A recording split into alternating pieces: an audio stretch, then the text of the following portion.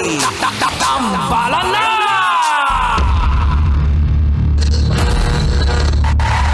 Ang tambalang kumikinang. Oliala and Diego Bandido.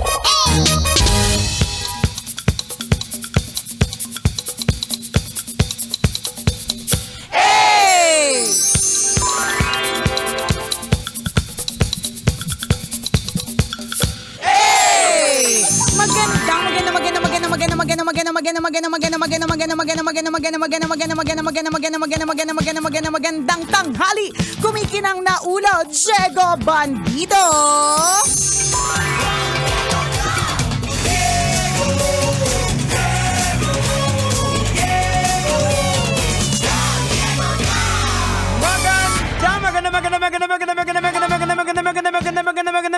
Magandang tanghali, kumikinang ina.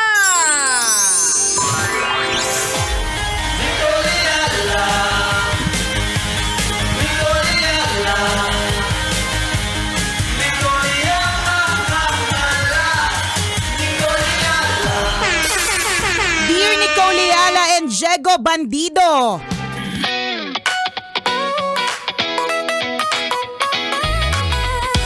sadya po bang may mga taong hindi pumipreno pag nagsasalita? Ay, kami po ba yon? Inaano ka ba? Inaano ka ba ng tambalan?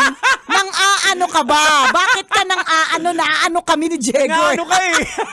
Kasi po, ang experience ko po kanina sa may LRT, ako po ay inalalayan kasi po mukha daw po akong buntis. Or inassume nila na buntis ako, kaya pinasakay nila ako doon sa wagon ng mga babae. Oh. Anyway, nakakapikon lang na porke malaki ang tiyan, ina-assume na buntis agad.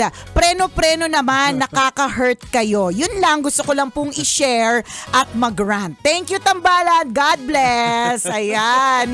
Kung ang tanong mo sa amin, kung may mga tao talagang sadyang they speak their mind, Yes. in Tagalog, ano bang Tagalog dyan? Laitera, daotera, Ayan. walang pakundangan, Correct. ganyan. Kung tinatanong mo sa amin, oo, may mga tao talagang ganyan. Marami talaga. Marami talagang ganyan. So, and ako ang natutunan ko lang, sometimes they mean well. Katulad niya na gusto ka nilang, hindi ka ba natuwa? Hindi ka Oo, nasiksik? inalalayan ka pa, 'di ba? Ganyan yung feeling na special. Kung dumating na yung panahon na ikaw ay mabubuntis, 'di ba? At least meron ka ng preview. Meron ka ng advance na experience na ganito pala kapag ka buntis, may extra care yung mga tao, parang extra yung tender loving care o yung treatment na mas maganda. Tama. Totoo 'yun. Alam mo nung twice ako nabuntis na Jegs, dun sa kung meron lang ako namimiss, okay, sa pagbubuntis, that is the extra special care and treatment ng mga tao sa paligid mo. Oo, yung sa pila. Correct. Una na po kayo. Totoo, parang binibigyan ka talaga ng importansya kasi alam nila na na iba yung nararamdaman mo, hindi regular, hindi natural, may dala-dala ka na isa pang buhay sa iyong sinapupunan, ganon. So, yun talaga yung special doon. So, kumbaga, kung di mo pa na-experience siya, at least may preview ka na. Kung titingnan lang natin na positive way, kaya lang kasi, gets naman din natin, may mga pagkakataon talaga na siguro mainit ang ulo natin o kaya kulang tayo sa tulog, Ayan. kulang sa kain, o di naman kaya palaki na ng palaki talaga at pataas na talaga ng pataas ang presyo ng gasolina. Ay, nako po. Sino ba namang hindi masistress, di ba? Tapos biglang sasabihan ka pa na mukha kang buntis. So kumbaga, parang gets ka naman namin kung bakit super rant ka talaga. Pero in fact, yung iba nagpapanggap na buntis para Actually, para makapila, ay para hindi na pumila or para maka-special treatment kahit Correct. papaano. Ayan. Di ba, alam mo, wala lang, parang gets namin yung pag-rant mo, gets namin at hindi namin ina-invalidate yung feelings mo kasi kahit sino naman na hindi buntis at pagkamalang buntis, maiinis talaga. Di ba? Ako nga nung isang beses napunta ako sa ospital, nung nagpa-check up ako, mga 4 na beses akong tinanong kung nireregla pa ako. Nung mga unang beses, okay lang eh. Nung na-realize ko ng pangatlo, pangapat na, teka lang, halata ba sa mukha? Mukha na ba talaga akong hindi nireregla? 'Di ba? I mean, these people, they mean well. Of Yes. course, lalo na kunyari sa medical field, 'di ba? Oo. Kailangan nilang malaman kasi para alam nila yung treatment para sa iyo, yung mga Oo. ganong eksena boom, 'di ba? So kung Yun yung mga SOPs. correct, Oo. SOP, 'di ba? Parang katulad ng may history po ba ang pamilya ng diabetes, Ayan. alta presyon, high blood pressure, heart attack, stroke, 'di ba? Kasama na 'yan pag ikaw ay babae at medyo nandun ka na sa kwarantahin, meron ka talagang posibilidad, 'di ba? Na-experience nyo na po ba to mga kabisyo? May posibilidad na tanungin ka pa rin, 'di ba? Kung nireregla ka pa. 'Di ba? Nakaka-lurkay talaga yung mga ganyang klase mga eksena. Pero yun nga kung iisipin po natin, they mean well. Yun nga lang, kahit na some people mean well or SOP nila, meron mga tao talagang sadyang hindi maganda ang gising today. Oo. Hindi handang mag-take in ng joke. Hindi handang, alam mo yun, may mga ganong Yan. kulang sa tulog, kulang Correct. sa kain, Oo, ganon. you're just having a bad day siguro. Yes, siguro bad morning. Nagkasunod-sunod. Kasi unang-una, hindi mo masisisi yung mga tao na yun kasi in-assume nila kung anong nakikita nila physically. Correct, Diba? diba? Nakita nila siguro na yun nga, medyo on parang the buntis heavy, ka. correct. So in-assume nila na buntis ka. So They mean well Oo. Hindi ka naman nila hinamak na whatever. Parang inassume nila na buntis ka at ang maganda doon dahil inassume nila na buntis ka, Inalayan. aalalay sila sa Ayan. buntis. 'Di ba? Kumbaga, Oo. kung titingnan natin yung kanilang trail of thought o kung paano sila mag-isip, maayos sila mag-isip. Correct, oo. 'Di ba? Kasi ang end goal makatulong, Oo. makapagbigay ng alalay, makapagbigay ng assistance. Oo, Yun ang end goal. Kasi mas hindi maganda na gawain na halimbawa, in-assume nila na ay puson lang yan, hindi buntis yan. Paano kung buntis nga? 'Di ba? Parang ang labas naman doon, parang mas hindi maganda yung ginawa nila. Correct, 'di ba na hindi pinansin, alangan na kumbaga parang okay na yung assumption na ganyan Oo. na buntis. And it's also, alam mo, sa totoo lang din, it's also a wake-up call. Yes, totoo. Yun, masakit man talaga siyang isipin, 'di ba? Very sensitive tayo sa ganyan, lalong-lalo na sa weight. Oo. 'Di ba? But ang question lang din dito, meron bang medical issue? Kasi alam naman natin na kapag ka may medical issue, hindi naman talaga madali ang hindi siya. pagpapapayat. Tama. Pero what if wala? Correct. Sadyang hindi Yung ka na lang, lifestyle. lifestyle mo, ganyan. This may be also a wake-up call. Lalo na kung hindi siya first time na nangyari.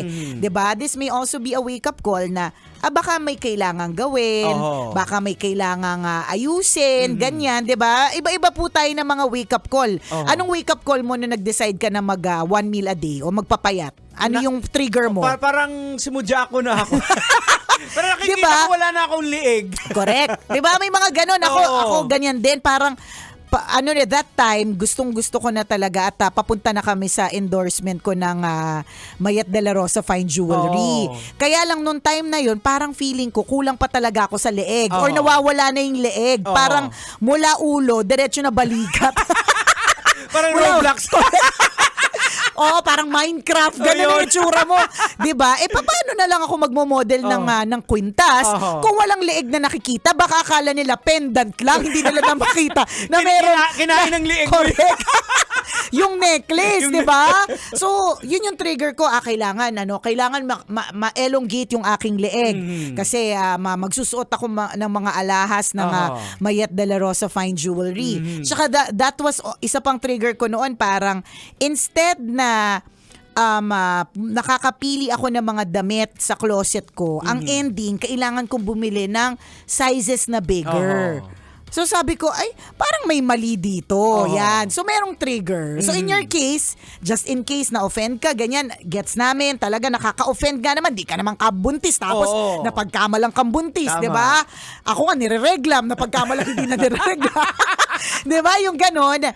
But they mean well. And it's also, again, an eye-opener. Yan, eye-opener, wake-up call to sa atin yung Yes. mga nangyayari, yung mga nai-experience natin. Correct. Ganon. Oo. So, ganun lang yun.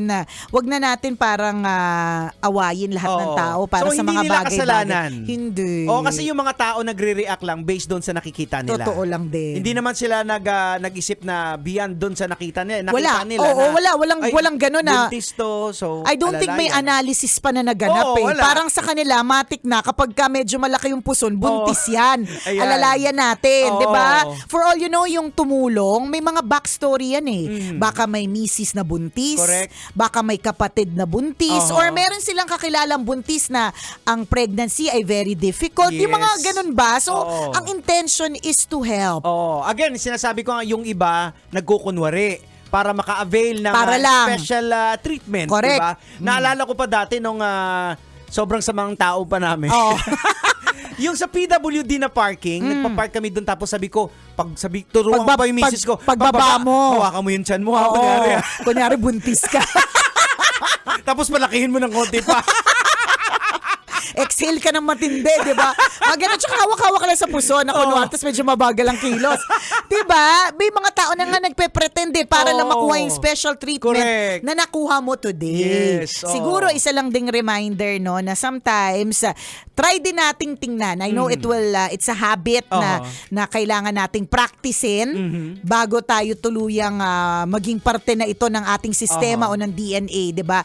Pero try to see the good side in everybody. Na baka naman kaya siya ganyan. Actually, kasi good gesture yung good ginawa. Ako sa akin, good gesture siya. Oo. Offensive lang talaga kasi hindi ka naman talaga buntis. But kung tutusin, yun ulit-ulit. Oo. Kung mapapansin mo, ulit-ulit kami. The end goal, Ayan. maganda yung end eh. Ang Oo. goal, maalalayan yung buntis. Correct. Ang ano naman kasi dyan na dapat magkakaiba kasi yung POV natin. Pag yung Correct. malamang siguro baka yung POV mo hindi naman ganun ka mukhang buntis ka. Pwede. Pero sa POV kasi ng iba, Mukha. Oo. Or di naman kaya, okay, para intindihin din natin yung mga nakaka-experience ng irita kapag napagkakamala ng buntis.